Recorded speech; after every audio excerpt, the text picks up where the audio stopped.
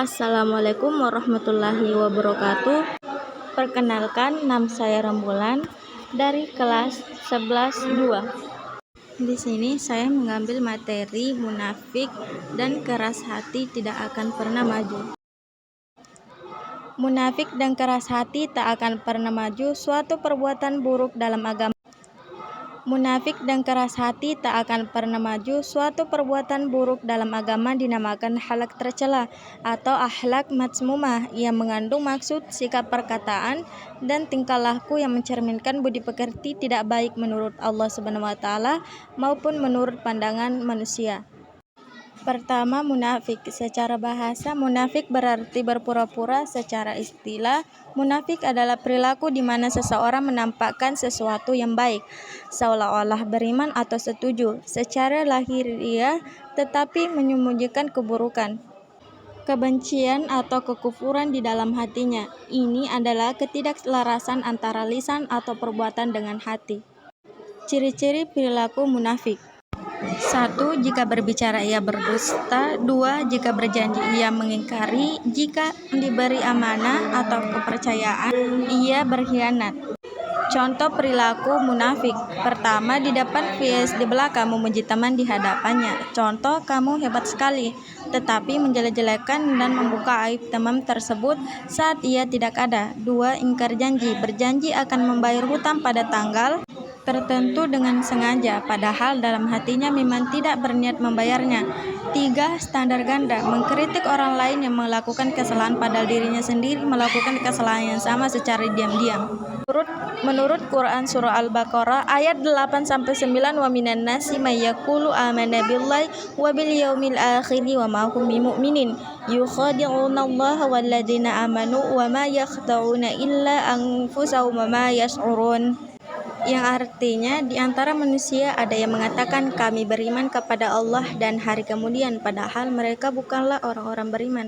Mereka menipu Allah dan orang-orang beriman, tetapi mereka hanya menipu diri sendiri tanpa mereka sadari. 2. Perilaku keras hati. Keras hati adalah sikap tidak mau menerima nasihat, sulit tersentuh kebaikan, dan menolak kebenaran meski bukti sudah jelas. Penyebab umumnya. 1. Terlalu banyak melakukan dosa atau kesalahan tanpa tobat. 2. Terlalu cinta dunia, materialistis hingga melupakan kematian atau akhirat. 3. Banyak tertawa dan bicara hal yang tidak bermanfaat. Contoh perilaku keras hati. 1. Tidak mempan nasihat. Ketika diberitahu bahwa tindakannya menyakiti orang lain, ia justru marah atau tidak peduli. Contohnya, biarin aja, itu urusan mereka. 2. Hilangnya empati.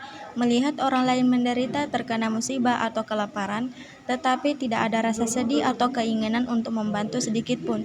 3. Meremehkan ibadah, merasa malas dan berat melakukan ibadah, serta tidak merasa bersalah ketika meninggalkannya. 3. Keras kepala.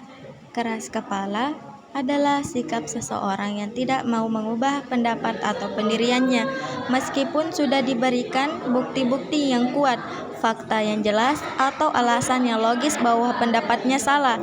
Ini berbeda dengan teguh pendirian. Prinsip teguh pendirian didasari kebenaran, sedangkan keras kepala didasari oleh ego dan gengsi.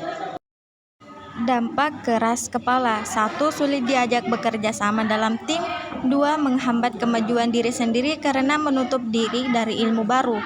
3. Memicu konflik dan perdebatan yang tidak berujung. Contoh perilaku keras kepala. 1. Menolak fakta. Seorang karyawan bersikeras menggunakan metode kerja lama yang tidak efisien, padahal data menunjukkan metode baru jauh lebih cepat dan hemat biaya. 2. Anti kritik. Ketika dikritik bukannya introspeksi, ia malah menyerang balik orang yang mengkritik atau defensif. 3. Gengsi. Mengakui salah. Sudah tahu dirinya salah jalan atau salah argumen, tapi tetap ngotot karena malu untuk berkata maaf saya salah. Yang terakhir, pesan penutup. Perilaku tercela ini dimulai dari hal-hal kecil seperti berbohong, biasa disebut munafik, atau menolak kritik. Keras kepala. Jika dibiarkan, hati akan mengeras seperti batu, menjadikan seseorang tuli terhadap kebenaran dan buta terhadap kasih sayang. Oleh karena itu, kita wajib menjadikan kejujuran, kepekaan, dan kerendahan hati sebagai benteng agar terhindar dari kehancuran spiritual. Saya cukupkan materi sampai di sini. Jika ada kata-kata yang benar, itu adalah bimbingan dari Allah Subhanahu wa Ta'ala. Namun, jika ada yang salah, itu murni dari kelemahan saya, karena sesungguhnya manusia adalah tempatnya salah dan lupa.